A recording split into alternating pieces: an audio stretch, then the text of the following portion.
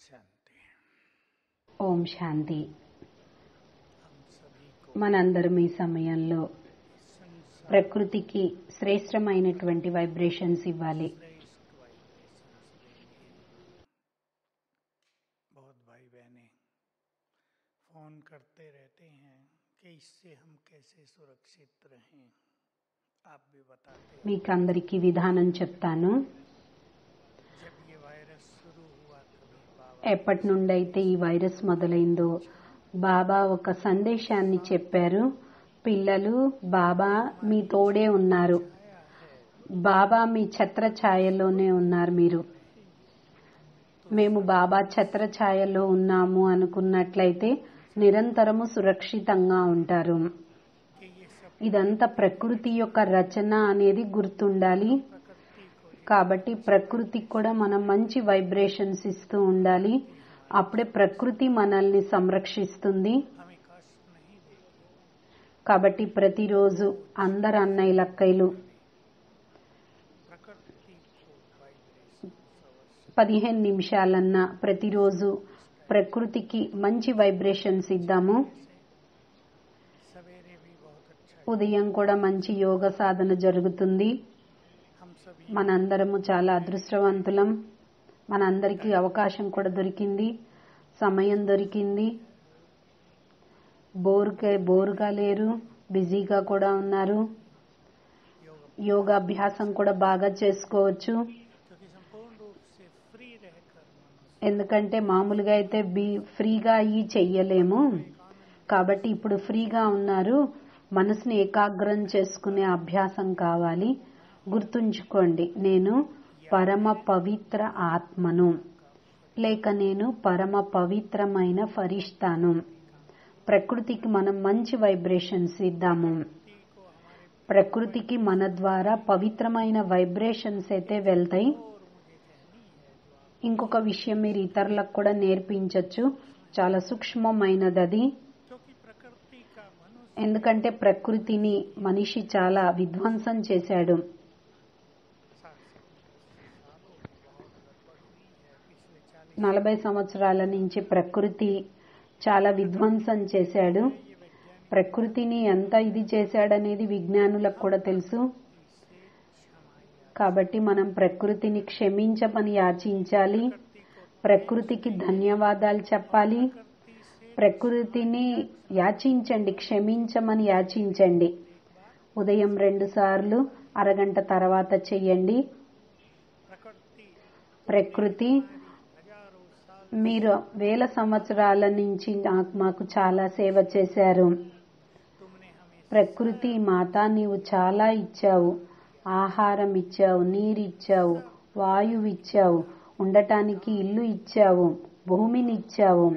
ప్రకృతి నీకు చాలా చాలా ధన్యవాదాలు. करते हैं। ఎప్పుడైతే ప్రకృతికి ధన్యవాదాలు చెప్తామో ప్రకృతి చాలా సంతోషిస్తుంది. తిరిగి మనం ప్రకృతిని క్షమాయాచన చేద్దాం.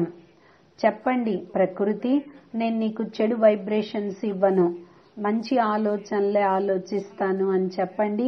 అప్పుడు ప్రకృతి తప్పకుండా మనల్ని క్షమిస్తుంది. ప్రకృతిని ప్రసన్నంగా ఉంచటం మనందరికీ చాలా అవసరము. ఇదే మనందరిపైన గొప్ప బాధ్యత ఉంది. ఈ బాధ్యత రోజు రోజుకి పెరుగుతుంది. ఏదైతే జరుగుతుందో బాబా మనకి ముందే చెప్పారు. परिवर्तन की ఎందుకంటే ప్రభు పరివర్తన యొక్క పరివర్తన ప్రారంభమైంది. కాబట్టి మనలో ఆధ్యాత్మిక యోగదానం కావాలి. ఎంత మీరు మంచి యోగం చేస్తారో, ఎంత మంచి సంకల్పాలు చేస్తారో అప్పుడే ప్రపంచానికి యోగదానం లభిస్తుంది, మంచి శక్తి కూడా లభిస్తుంది. किसी भी चीज का ఏ వస్తువు యొక్క ప్రభావం మనపైన ప్రభావం పడకుండా ఉండాలి అన్నా, ఏ పరిస్థితి అయినా, లేక ప్రకృతి యొక్క ఏ పరిస్థితి, ఏ వస్తువు యొక్క ప్రభావం మన పైన పడకుండా ఉండటమే అన్నింటికంటే పర్ఫెక్ట్ స్థితి. కాబట్టి మన పర్ఫెక్ట్ స్థితిని మనం తయారు చేసుకొని నడవాలి. కాబట్టి మన స్థితిని ఇదే విధంగా తయారు చేసుకొని నడవాలి. ఏ రకమైన వస్తువు యొక్క ప్రభావం మన పైన పడకూడదు. ఇందులో మనం నిర్భయంగా ఉండాలి, నిశ్చింతంగా కూడా ఉండాలి. ఎందుకంటే మొత్తం బ్రాహ్మణ పరివారం ఆత్మలందరూ బాధ్యత కలిగిన వారే. ఎందుకంటే యోగిలే ఈ ప్రపంచానికి పవిత్రమైనటువంటి వారు.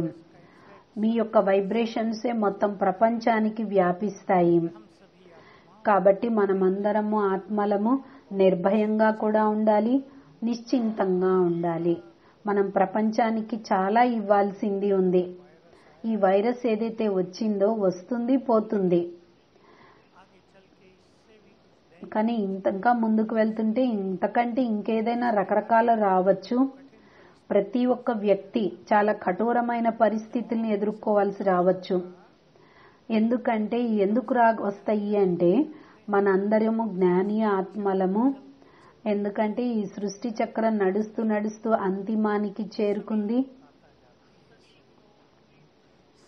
ప్రతి ఒక్కరూ తమ తమ లెక్క కర్మల ఖాతాని సమాప్తం చేసుకోవాల్సిందే. పాపం కూడా రోజు బాగా పెరిగిపోయింది, అతిలో అయిపోయింది. స్వార్థపూరితమైనటువంటి మనుషులు అంటే ఎలా ఉన్నారు అంటే పరివారం వాళ్ళ గొంతు పిసగటానికి కూడా వెనక ముందు ఆడట్లేదు. స్వార్థం అనేది అటువంటి పాపకర్మల్ని కూడా చేయిస్తుంది.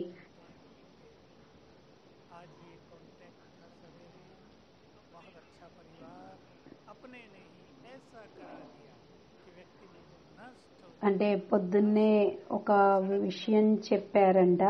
ఎవరు వాళ్ళ ఫ్యామిలీలో వాళ్ళెవరో వాళ్ళని రోడ్డు ఈడ్చడానికి ప్రయత్నించారంట, మొత్తం నష్టపరచడానికి ప్రయత్నించారంట. కానీ బాబా సహాయంతో మేము రక్షింపబడ్డాము అని ఆ అన్నయ్య ఎవరో చెప్పారంట. అంటే చూడండి బాబా సహాయము ఎంత లభిస్తుందో. కాబట్టి బాబా సహాయం మనకి చాలా ఉంటుంది. కాబట్టి ఈరోజు నేను ఒక సబ్జెక్ట్ తీసుకొని వచ్చాను. గుర్తు పెట్టుకోండి, పుణ్య ఖాతాన్ని పెంచుకుంటూ వెళ్ళండి. మనం చాలా గొప్ప పుణ్యాత్మలం, చాలా గొప్ప పుణ్యాత్మలము. ఇక్కడ కొద్ది మందే కూర్చున్నారు, కానీ హాల్ అయితే నిండింది. అందరు దూర దూరంగా కూర్చున్నారు. ఇక్కడి నుంచి చూస్తే చాలా బాగుంది. 5 అడుగులు, 10 అడుగులు, 20 అడుగుల దూరంలో కూర్చొని ఉన్నారు. మంచి విషయమే. కానీ మనం పుణ్య ఖాతాన్ని పెంచాలి. మనం పుణ్యాన్ని ఇతరులకు దానంగా కూడా ఇవ్వాలి. మన పుణ్యం ఎంత జమ కావాలి అంటే మన పుణ్యము ఇతరులకు కూడా దానం చేసేంత పెరగాలి. తిరిగి మన పాపం కూడా సమాప్తం అయిపోతుంది. ఇతరుల యొక్క పాపాల ఫోర్స్ కూడా సమాప్తమయ్యి వాళ్ళు కూడా తేలికగా అవుతారు. ఇటువంటి రోగాలు ఇంకా ముందు ముందు చాలా వస్తాయి. మనమైతే పెద్ద స్థానంలో ఉన్నాము. ఏ విధంగా బాంబే లాంటి పట్టణాలలో ఉంటారు. అక్కడైతే ఒకే రూమ్ లో 8 మంది ఉంటారు. పాపం వాళ్ళ గతి ఎట్లా ఉంటుందో ఆలోచించండి. బయటకు వెళ్ళలేరు. అటువంటి వాళ్ళకి మానసిక స్థితి పైన ఎంత చెడు ప్రభావం పడుతుందో. ఎందుకంటే మనిషికి ఫ్రీగా ఉండే అలవాటు అయిపోయింది. ఇప్పుడు ఫ్రీగా ఉండటానికి లేదు. అంత సమయం యొక్క గతి కూడా ఆగిపోయినట్టుంది. ఎక్కడ చూసినా కన్ఫ్యూజనే కనిపిస్తుంది. కాబట్టి ఇటువంటి ఆత్మలందరికీ మనం సహాయం చేయాలి. ఎందుకంటే నెక్స్ట్ అడుగు డిప్రెషన్ లో వెళ్లకుండా చూసుకోవాలి. డిప్రెషన్ లో వెళ్లకుండా చాలా జాగ్రత్త పరచాలి మనం. కాబట్టి క్లాస్ చేయించేటప్పుడు నేను చెప్తున్నాను, ముందు ముందు చాలా భయంకరమైన స్థితి ఉంటుంది. భారతదేశంలో అయితే వేరే రకంగా ఉంటారు, కానీ విదేశాలలో చాలా సెన్సిటివ్ గా ఉంటారు. వాళ్ళు ఏ విషయాన్నైనా ఎక్కువ నిరంతరం సహించటం చాలా కష్టం. భారతదేశంలో ఫ్యాన్ లేకుంటే చేత్తో విసనకర్ర పెట్టుకొనైనా నడిపించుకుంటారు. భోజనాలు లేకుంటే తయారు చేసుకుంటారు. కూరలు లేకుంటే పచ్చడైనా తింటారు. మన లైఫ్ వేరే. కాబట్టి మనందరం గుర్తుంచుకోవాలి, పుణ్య ఖాతాని పెంచుకోవాలి. బాబా మురళీలు కూడా చాలా చెప్పారు. ఈ సీజన్లో బాబా చెప్పిన 3 వాణీలలో నేను రిపీట్ చేస్తాను. కాబట్టి మీరు జ్ఞాన యోగాలతో మన జమా ఖాతాని పెంచుకోవాలి. రెండవది, సంఘటనలో, సేవలలో సంతుష్టంగా ఉండాలి, సంతుష్టపరచాలి. దీంతో ఆశీర్వాదాల ఖాతా పెరుగుతుంది. మూడోది, సేవలలో నిస్వార్థమైనటువంటి సేవలు. నేను చేస్తున్నాను అనేటువంటి భావాన్ని త్యాగం చేసి సేవ చేయాలి. దీంతో పుణ్య ఖాతా పెరుగుతుంది. ఈ మూడిటి గురించి చర్చించుకుందాం. మనందరి వద్ద లైట్ అయితే ఉంది. బాబా పెద్ద మిషన్ గుర్తుంది కదా.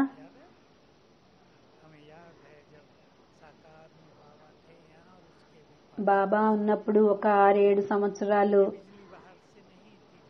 బాబా ఉన్నప్పుడు నేనున్నాను. కరెంటు జనరేటర్తోనే నడిచేది.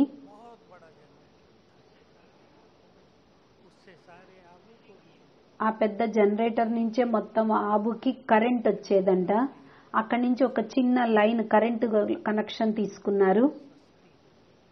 బాబా దాన్ని చూసి చెప్పేవారు, చూడండి ఇక్కడ ఏదైతే మిషన్ పెట్టారు, అదేవిధంగా ఆత్మలకు కూడా కరెంటు చేర్చాలి. మనందరం ఏ విధంగా జనరేటర్ నుంచి తీసుకుంటున్నామో అలాగే బాబా నుండి తీసుకొని అందరికీ కరెంటు ఇవ్వాలి అని బాబా చెప్పేవారు. ఎంతెంత మనం ఇతరులకు ఇస్తుంటామో మనలో లైట్ పెరుగుతూ ఉంటుంది. జ్ఞానంతో, పురుషార్థంతో మనం జమా ఖాతాని పెంచుకోవాలి. కాబట్టి అన్నయ్య అంటున్నారు, మీకు ఇంతే అటెన్షన్ ఇస్తున్నాను. మామూలు పురుషార్థం సరిపోదు, బిజీగా ఉండాల్సిన అవసరం ఉంటుంది. ఇక్కడ సేవలైతే కొంచెము గొప్ప అయితే నడుస్తున్నాయి, బిజీ అయితే ఉంటున్నారు. కానీ యోగానికి కూడా మంచి సమయం దొరుకుతుంది. కానీ అందరు అన్నయ్యల అక్కయ్యల కోసం ఇదే చెప్తున్నాను. మనస్సుని ఆనందభరితంగా ఉంచటం కోసం గుర్తుంచుకోవాల్సినటువంటి విషయము, అప్పుడే యోగం చేయటంలో మీకు ఆనందం కలుగుతుంది. లేనట్లయితే ముందుకు వెళ్తే ఏమవుతుంది అంటే బయట ప్రపంచం యొక్క నెగిటివ్ వైబ్రేషన్స్ ప్రభావం పడుతుంది. ఈ వైబ్రేషన్స్ బాగా పెరుగుతున్నాయి. ఎందుకంటే మనుషులు ఇళ్లల్లోనే ఉన్నారు, ఖాళీగా ఉన్నారు, చింతలతో ఉన్నారు. ఇలా నడిస్తే ఎలా ముందుకు సాగగలుగుతుంది అనేటువంటి నెగిటివ్ ఎనర్జీ ఉంటుంది. కాబట్టి మన యోగీల పైన కూడా ఆ ఎఫెక్ట్ పడుతుంది. కాబట్టి మనం కూడా చాలా జాగ్రత్తగా ఉండాలి. మనసులో కొంచెం కూడా నిరుత్సాహం రాకూడదు. కాబట్టి పురుషార్థం కోసం కూడా మంచి అందమైన ప్లాన్ తయారు చేసుకోండి. ఈశ్వరీయ మహావాక్యాలలో మనసుని ఆనందభరితం చేసుకోండి. యోగం కోసం కూడా మంచి అభ్యాసం చేద్దాము. స్వమానం యొక్క 6 అభ్యాసాలు చేద్దాం. మనసుకి ఆనందం కలిగించేట్టు యోగం చెయ్యాలని మనస్సు కలగాలి.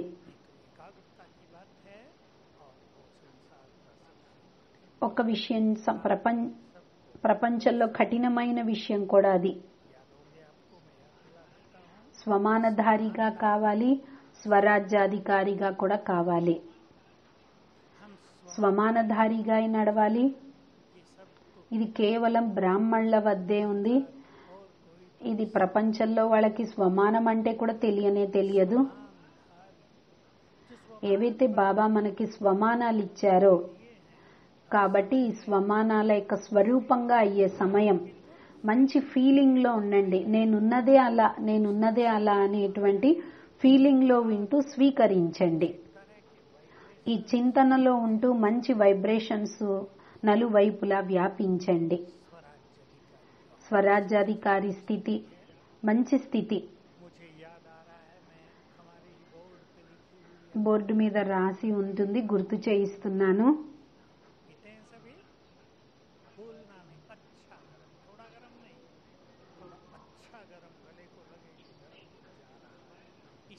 అంటే బోర్డు మీద రాశారు, కొంచెం వేడి నీళ్లు తాగితే వైరస్ ఏదైతే ఉందో అది గొంతులోనే కరిగిపోయి సమాప్తం అవుతుంది. वैसे तो ये हमारे स्थान ऑलमाइटी के వాస్తవంగా అయితే ఈ స్థానము భగవంతుడి ద్వారా సురక్షితంగా ఉంది, సర్వశక్తివంతుడి ద్వారా సురక్షితంగా ఉంది. और जिसको जरा भी कुछ बैड కాబట్టి ఎవరికైనా అలా బ్యాడ్ ఫీలింగ్ ఉన్నట్లయితే వెంటనే వేడి నీళ్లతో గాగరిచ్చండి, పుక్కిలిచ్చండి, క్లీన్ అయిపోతుంది ఏ ప్రభావం ఉన్నా. కాబట్టి ఈ విషయాలపైన కూడా మనం కొంత అటెన్షన్ ఇవ్వాలి. అందరికీ ముఖానికి మాస్క్ పెట్టుకోవాల్సిన అవసరమే లేదు, ఇది బయట వాళ్ళు పెట్టుకుంటారు. డాక్టర్లకే మీ మాస్కులు దొరకట్లేదు, ఇది ఎవరు కట్టుకునే అవసరం లేదు. ఎవరికైనా ఇబ్బంది ఉంటే కట్టుకోండి, అంతేకాని అవసరం లేదు. तो हम सभी इन కాబట్టి మనందరము ఈ 3 సాధనాల ద్వారా పుణ్యఖాతాన్ని జమ చేసుకుందాం, మన పురుషార్థం ద్వారా జమ చేసుకుందాం.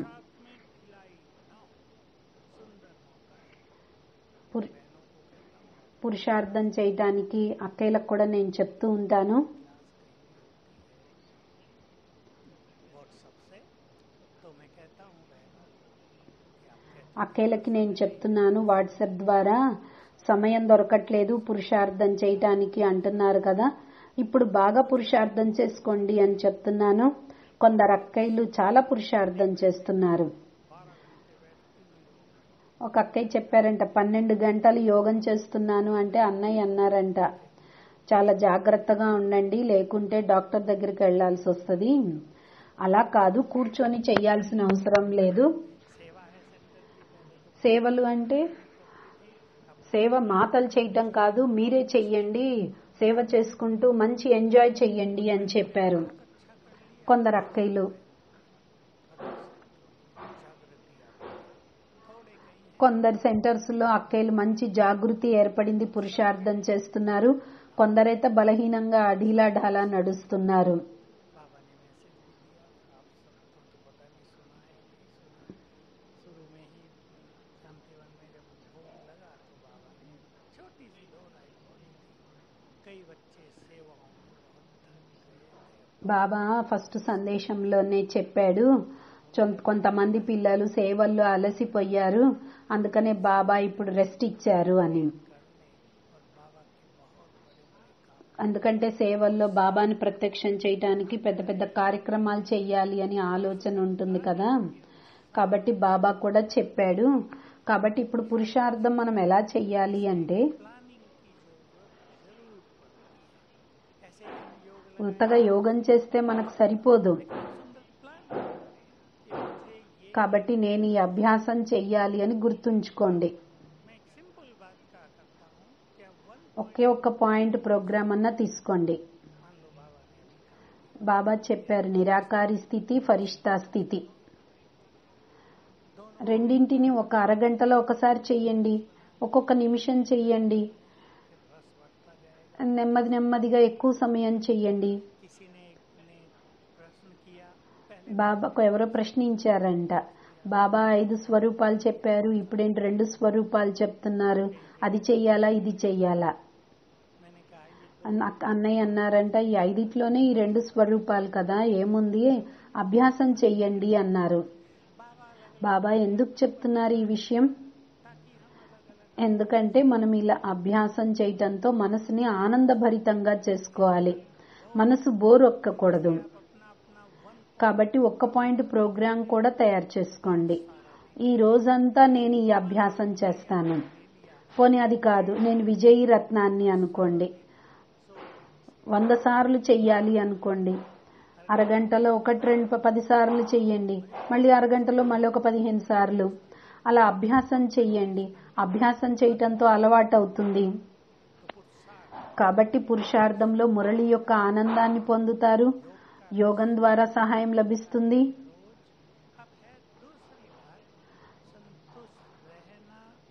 మరియు రెండవది సంతుష్టంగా ఉండాలి, సంతుష్టపరచాలి. నేను ఇంకొక విషయం కూడా చెప్పబోతున్నాను, ఎందుకంటే కర్మల గతి కూడా చాలా ఉంది. ఎవరిదో ఒక మెయిల్ వచ్చిందంటే ఈరోజు मैं 25 25 సంవత్సరాల జ్ఞాన మార్గంలో కుమారుణ్ణి. ఇప్పుడు సంశయంలో వచ్చేసాను. संशय बुद्धि विनश्यन సంశయ బుద్ధి వినశ్యంతి, నాదైతే వినాశనం అయిపోతుంది. हमें नहीं कहना पड़ रहा था कि तुम संशय बुद्धि विनश्यंती हो, मुझे संशय आ गया है। నాకు సంశయం వచ్చింది, ఇదైపోయింది అదైపోయింది. फोन नंबर लिखा नहीं था, रमेश भाई ने कहा इसको అయితే ఫోన్ నెంబర్ రాసుకోమని రూపేష్ బాయికి చెప్పాను. फिसल गई आत्मा। అంటే చూడండి, 25 సంవత్సరాలు జ్ఞాన మార్గంలో ఉన్న కుమార్ కూడా ఎలా చిక్కుకుపోయాడో. स्लिप हो गई। बहुत सारे बाबा आ गए हैं ना आजकल, बाबा साकार में भी थे का बाबा అంటే కొందరు బాబా వాణిలో చెప్తారు కదా, నాలో బాబా వచ్చారు అని. సక్కార్ బాబా ఉన్నప్పుడు కూడా సక్కార్ వాణిలలో వింటూ ఉంటాం కదా. కాబట్టి మాయ ఈ రకంగా కూడా కొందరికి వస్తూ ఉంది. జాగ్రత్తగా ఉండండి. కాబట్టి ఈశ్వరీయ ప్రాప్తులతో స్వయాన్ని సంపన్నంగా తయారు చేసుకోండి. ఇందుట్లో మీకు మీరు ఆలోచించండి. भगवान को पाकर ఎవరైతే భగవంతుడి దగ్గర కూడా ఉండి సంతుష్టంగా లేకుంటే ఇంకా వాళ్ళు ఎప్పుడు సంతుష్టంగా ఉంటారు? ఎవరి ద్వారా సంతుష్టంగా ఉంటారు? ఒకవేళ మనం సంతుష్టంగా లేకుంటే మనం ఇతరులను ఎలా సంతుష్ట పెట్టగలుగుతాము? इसलिए सर्व కాబట్టి సర్వ ప్రాప్తులను జీవితంలో అనుభవం చేసుకోవాలి. నేను తృప్తాత్మగా కావాలి అని గుర్తుంచుకోవాలి. దానికోసం కొన్ని పాయింట్స్ గుర్తుంచుకోవాలి.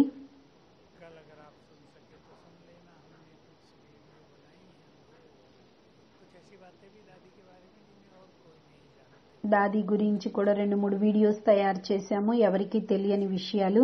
जिनको ये नहीं पता था कि కొందరికి ఇది కూడా తెలియదు నాకు కావాల్సింది ఏంటి అని. बहुत सुंदर ఆధ్యాత్మిక స్థితి ఎంత గొప్పది అంటే ఇచ్ఛా మాత్రం అవిద్యా స్థితి. మాకేం కావాలో కూడా తెలియదు. వాళ్ళది అంటారు ఇచ్ఛా మాత్రం అవిద్యా స్థితి. అంటే వాళ్ళ కోరిక అంటే ఏంటో కూడా తెలియదు. అది జాన్కి దాది స్థితి అంత గొప్పది. అది ఎప్పుడు ఏర్పడుతుంది అంటే जब आत्मा पूरी तरह ఎప్పుడైతే ఏ ఆత్మ అయితే ఈశ్వరీయ ప్రాప్తులతో సంతుష్టంగా ఉంటుందో అప్పుడే కోరికలు అంటే ఏంటో కూడా తెలియదు. మాకేం కావాలి అని కూడా ఆలోచన రాదు. अंदर से आत्मा कह उठे जो चाहिए, అప్పుడే ఈశ్వరీయ ప్రాప్తులతో సంపన్నంగా ఉంటే నాకేదైతే కావాలో అవి లభించాయి అని సంతోషంతో ఎగురుతూ ఉంటారు. అన్నయ్య కొంత హోంవర్క్ కూడా ఇవ్వాలనుకుంటున్నారు. దీంతో అన్నయ్యలు చింతన కూడా చెయ్యొచ్చు. ఒక టాపిక్ తీసుకోండి, దానిలో 10 పాయింట్స్ రాయండి. क्योंकि ज्ञान का चिंतन भी ఎందుకంటే జ్ఞాన చింతనే మనలో జ్ఞాన బలాన్ని పెంచుతుంది. खुशी के रस सिंपल। सुरेश भाई, आप कम से कम हमारे 50 भाई बहन अच्छा काम कर रही है इसमें। खुशी में रह నేను సంతోషంలో ఉండాలి అంటే ఏం చెయ్యాలి? ఒక 10 పాయింట్స్ రాయండి. दूसरों को संतुष्ट कैसे ఇతరులను నేను సంతోష పెట్టాలంటే ఏం చేయాలి? 5 విషయాలు. మంచి అందమైన పాయింట్స్ రాయండి. धारणाओं की ऐसी ధారణ చెయ్యాల్సినవి ఏదైనా 10 పాయింట్స్ రాయండి. నష యొక్క విషయాలు 15 విషయాలు రాయండి. समान की 32 बातें స్వమానం గురించి 25 పాయింట్స్ గురించి చింతన చెయ్యండి. लिखने की कला भी बढ़ जाए और एक एक ఒక్కొక్క సంకల్పం మనకెంతో శక్తినిస్తుంది. మళ్ళీ ఒకసారి రిపీట్ చేస్తాను. एक संकल्प से, ఒక్కొక్క సంకల్పంతో మనలో ఎనర్జీ ఉత్పన్నం అవుతుంది. इसलिए కాబట్టి అన్నింటికంటే సుందరమైన సంకల్పాలు స్వమాన స్థితి, పవర్ఫుల్ సంకల్పం. ये सबसे महान संकल्प है, मोस्ट एलिवेटेड थॉट्स हैं। इन संकल्पों को ఈ మంచి పవర్ఫుల్ సంకల్పాలు చేయటంతో మన స్థితి బాగుంటుంది. इसलिए కాబట్టి ఈ చింతన చెయ్యండి. तो हमें నేను సంతుష్టంగా కావాల్సిందే. और ऐसी ఎటువంటి సంతుష్ట ఆత్మగా కావాలి అంటే आने वाले समय ఏది తినడానికి దొరికితే అందులో సంతుష్టంగా ఉండండి. ఎక్కడ ఉంచితే అక్కడ ఉండండి. ఎక్కడ ఉంచితే అక్కడ అందులోనే ఆనందపడండి. 1-2 నెలలు ఇక్కడ ఉండాల్సి వచ్చినా ఉండండి, సంతోషంగా ఉండండి. అంటే మధుబన్లో కొందరు ఉండిపోయారు కదా, అందుకని అన్నయ్య గుర్తు చేయిస్తున్నారు. బయటకు వెళ్ళారంటే ఎన్నో విషయాలు వస్తాయి. కాబట్టి ఇక్కడ మీరు సంతుష్టంగా ఉండండి, సంతుష్ట ఆత్మగా కండి. ఒక్క విషయం గుర్తుంచుకోండి, మా యొక్క జీవితం భగవంతుడికి సమర్పించాను, భగవంతుడికి నా జీవితాన్ని ఇచ్చాను. నా జీవితం యొక్క బాధ్యత ఆయనదే. నాకు ఈ జీవితంలో ఏ చిక్కులు లేవు. ఇందులో ఇంకొకటి యాడ్ చేద్దాము.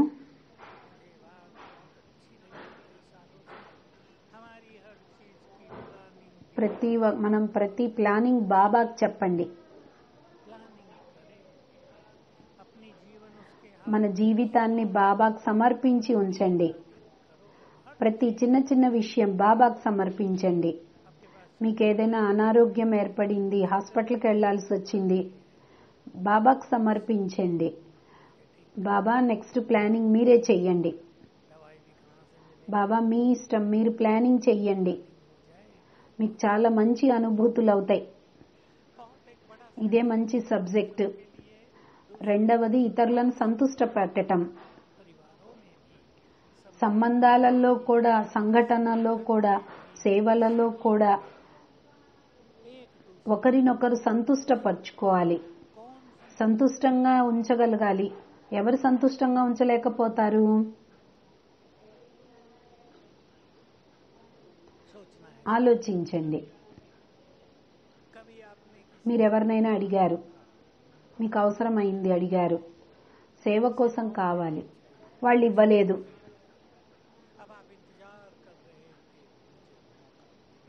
ఏమనుకుంటారు? నాకు అవకాశం దొరికితే వీళ్ళని చక్కదిద్దాలి అంటే ఇందులో మన యొక్క స్వార్థం ఉండకూడదు, ప్రతీకార భావన ఉండకూడదు. ఇతరుల పట్ల మనలో ఉన్నటువంటి నెగిటివ్ భావాలు, దుష్భావనలు ఇతరులను సంతృప్తి పెట్టనీయవు. ఎవరైనా మీ దగ్గరకు తీసుకొచ్చారు, ఏదేదో మాట్లాడుతుంటారు, మీరు వాళ్ళకి చెడు చెప్పారనుకోండి, సేవ చెయ్యట్లేదు అంటే ఇంకా అది వాళ్ళ భాగ్యం. వాళ్ళ భాగ్యంలో లేకుంటే ఎవరేం చేయలేరు.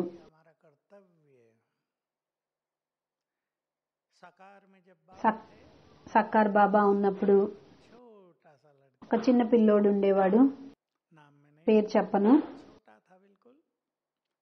12 సంవత్సరాల బాబు. చాలా చలి ఉండేది, బాగా చలేసేది ఆ బాబుకి. స్వెటర్ అడిగాడు, అంటే డిపార్ట్మెంట్ వాళ్ళు ఇవ్వలేదు. ఆ బాబు ఏడుస్తూ బాబా దగ్గరికి వెళ్ళాడు, బాబా చలిగా ఉంది, నాకు ఇవ్వలేదు. బాబాకు కూడా చాలా జాలి కలిగింది.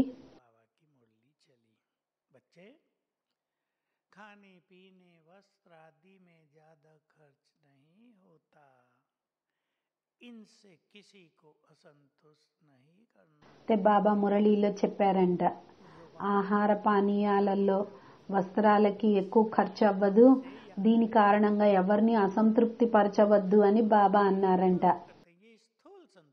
ఇదైతే స్థూలంగా సంతుష్టత విషయం. కానీ మన భండారా అయితే ఇప్పుడు నిండుగా అవుతుంది. ఎవరికైనా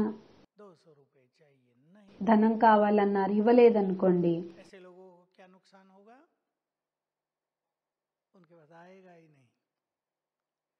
और जो 200 रुपए की दवाई चाहिए 250 देंगे, उनके पास तुरंत 500 आ जाएंगे. कर्मों की गति सभी. ఎందుకంటే 200 రూపాయల మందు కావాలన్న వాళ్ళకి 250 రూపాయల మందు ఇచ్చారనుకోండి, వాళ్ళకి ఇంకా సంతోషపడతారు, ఆశీర్వాదాలు లభిస్తాయి. కాబట్టి గుర్తు పెట్టుకోండి, ఎందుకంటే ఇది మహాన్ ఆత్మల యొక్క సమూహం, ఇది పుణ్య ఆత్మల యొక్క సమూహం. ఎందుకంటే వీళ్ళు భగవంతుడి కోసం సర్వస్వాన్ని త్యాగం చేశారు. ఇక్కడైతే అందరికీ అన్నీ దొరుకుతాయి, కానీ భగవంతుడికి సేవ కోసం అన్ని వదిలేసి వచ్చారు. కాబట్టి మీరు అందరి యొక్క ఆశీర్వాదాలు పొందటానికి ప్రయత్నం చెయ్యండి. उनकी बद्दुआएं వాళ్ళ నుండి శాపాలు పొందటం మన స్థితిని దిగజారుస్తుంది. కాబట్టి ఇప్పటి నుంచే అటెన్షన్ ఉంచుకోండి. स्थूल रूप से స్థూలంగా కూడా ఒకరి పట్ల ఒకరు సంతుష్టపరుచుకుంటూ ఉండండి. చాలా సంతృప్తి పరచండి. कभी कभी ऐसा होता మనం ఒక్కోసారి ఎవరికి ఇవ్వలేకపోవచ్చు, కానీ మధురమైన మాటలతో చెప్పచ్చు కదా. ఎవరైనా మన వద్ద వస్తువు తీసుకోవటానికి వచ్చారు, అది ఇవ్వలేకపోయారు అంటే ఇవ్వకూడదు అనుకోండి, ప్రేమగా చెప్పండి, ఈ వస్తువు ఇప్పుడు ఇవ్వము, తర్వాత అయినా ఇస్తాము అని చెప్పి పంపించండి. దాంతో వాళ్ళు సంతుష్టపడతారు. ఇక్కడ భౌలేనాథుడైన బాబా భండారా ఉంది, అన్నీ ఇక్కడ దొరుకుతాయి కదా అనుకుంటారు కొందరు.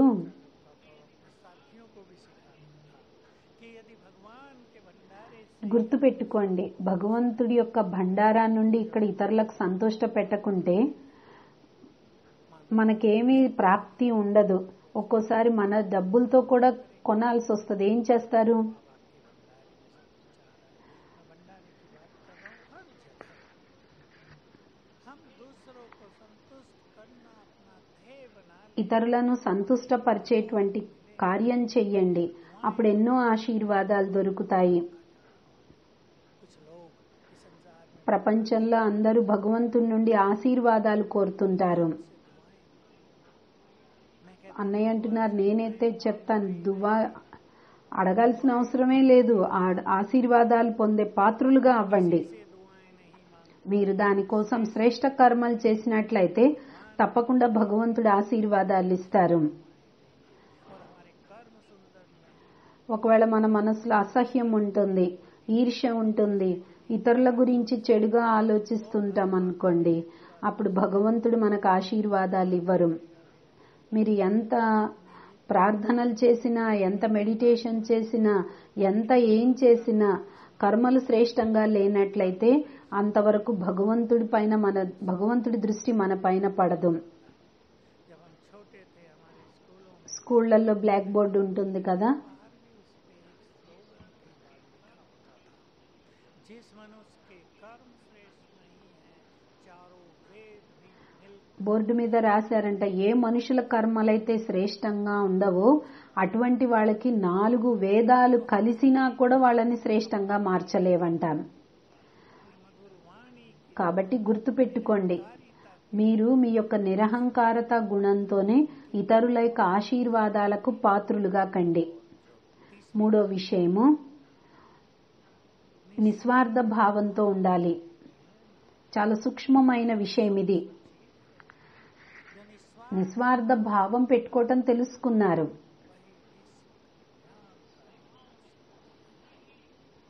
सेवाओं में उस సేవల ద్వారానే మనకి పుణ్య ఖాతా జమ అవుతుంది. देखिए जब हम सेवाओं की पूर्ति करते हैं हम लोग के यहाँ ఇక్కడైతే మనకి చాలా మంచి వాతావరణం ఉంది, लेकिन बाहर కానీ బయట సేవ యొక్క ఫీల్డ్లో ఉంటారు. కోరిక ఉంటుంది, నేనే ముందుండాలి, నా పేరే తీసుకోవాలి, నేనే మేనేజ్ చేయాలి, నేనే స్టేజ్ చూసుకోవాలి. దీంతో తప్పకుండా స్థితి డిస్టర్బ్ అయిపోతుంది. జరుగుతూనే ఉంటాయి. होता रहता है एक ఒక ఊర్లో ఒక పెద్ద వ్యక్తి వచ్చారు. ఆయన అన్ని సంస్థల వాళ్ళందరినీ కలిపాడు. सबको एक स्टेज पर ले गया ఎందుకంటే అందరినీ పిలిచాడంట, కానీ బ్రహ్మ కుమారిలను పిలవలేదు. ब्रह्मा कुमारियां तैयार थी जाने लेकिन वहाँ एक व्यक्ति ऐसा था जो कहता था బ్రహ్మ కుమారిలను మాత్రం పిలవలేదంట. ఎందుకంటే అందరినీ పిలిచారు, వాళ్ళని పిలవలేదు. కానీ అందుట్లో ఒక ఆయన అన్నాడంట, నాకు ఇది ఇస్తేనే నేను వస్తాను అన్నాడంట. చూడండి బయట ప్రపంచం వాతావరణం ఎట్లా ఉందో, కానీ మన యొక్క త్యాగం ఎటువంటిది అంటే అందరినీ కలపగలుగుతుంది. కాబట్టి సేవా క్షేత్రంలో నేను అనేది త్యాగం చెయ్యండి. సేవలను సఫలం చేసుకునే విధానం, దీనిపైన అటెన్షన్ ఇవ్వాలి. हमारी सेवाएं మన సేవలు సఫలం అవ్వాలి, మంచి రిజల్ట్ రావాలి అంటే यदि నిస్వార్థంగా ఉన్నప్పుడే జరుగుద్ది. चेक కాబట్టి మన లోపల ఎక్కడ స్వార్థం యొక్క భావనలు ఉండద్దు, సూక్ష్మ రూపంగా కూడా ఉండకూడదు.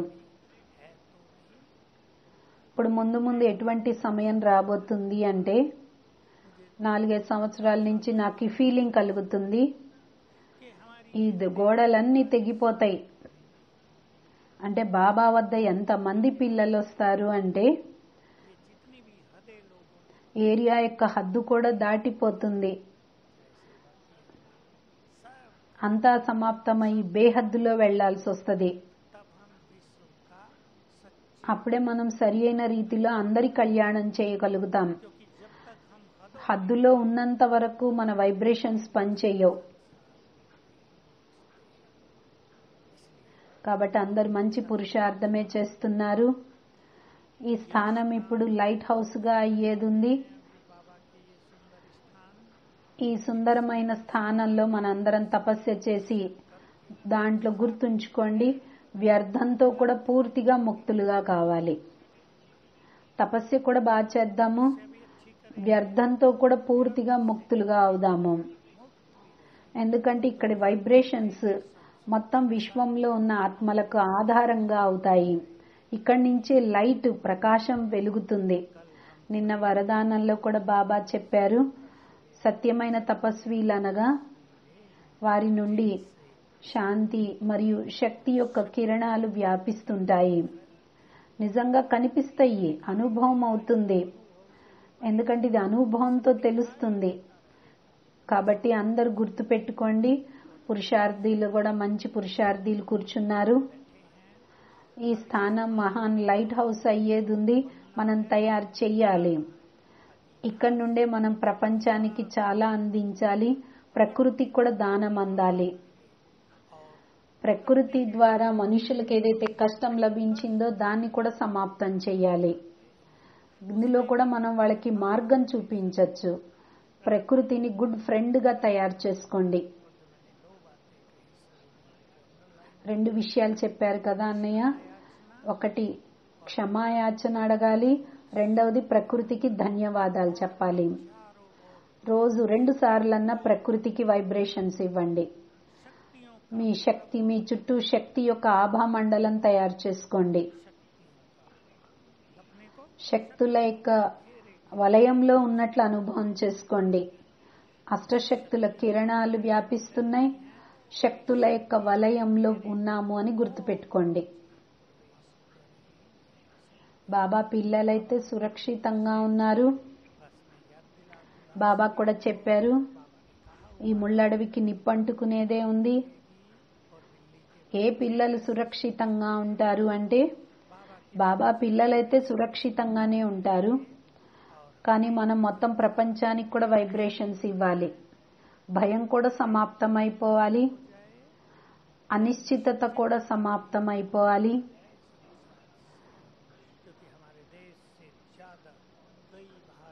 మన దేశం కంటే ఎక్కువ ఇతర దేశాలలో ఎక్కువ ఉంది. మనం విశ్వ కళ్యాణకారిగా అయ్యి మొత్తం ప్రపంచానికి వైబ్రేషన్స్ ఇద్దాం. జ్ఞాన సరోవర్ వైబ్రేషన్స్ బాగున్నాయి, ఇంకా వీటిని పవర్ఫుల్ గా తయారు చేసుకుందాము. మంచిది. ఓం శాంతి.